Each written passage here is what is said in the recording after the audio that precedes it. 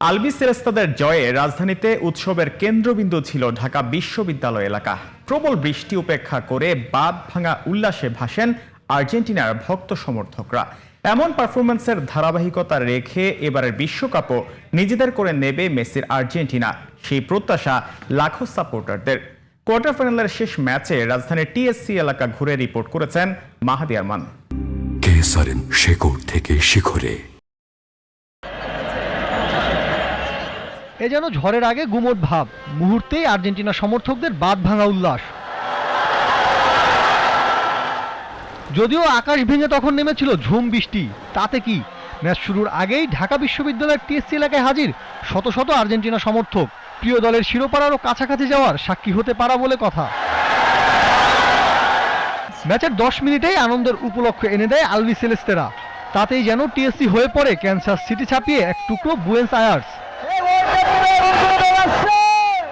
একদিকে মুষলধারায় বৃষ্টি, অন্যদিকে সুইজারল্যান্ডের সমতায় ফেরা।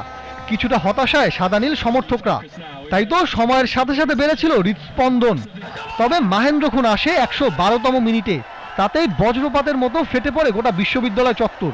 যেটা ভাবছিলাম যে 3-1 হবে, এটা ধারণা রাখছিলাম আগে থেকে, ইনশাআল্লাহ এটাই হয়েছে। ইনশাআল্লাহ ম্যাচ জিতবো, ইনশাআল্লাহ ওইটাও জিতবো, 3 পিস দিব, 3 পিস ইনশাআল্লাহ। যে আমরা জানি যে মেসি আমাদেরকে কোনো হতাশ করে না, এবং আর্জেন্টিনাও, তো তাদেরকে অলওয়েজ থ্যাঙ্কস। ম্যাচের উন্মাদনা তখনও বাকি।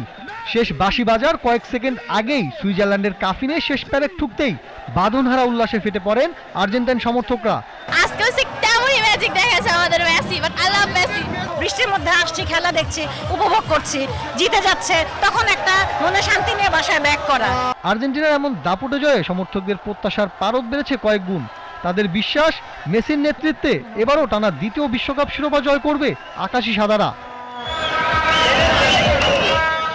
মাহাদি আরমান, জিটিভি নিউজ।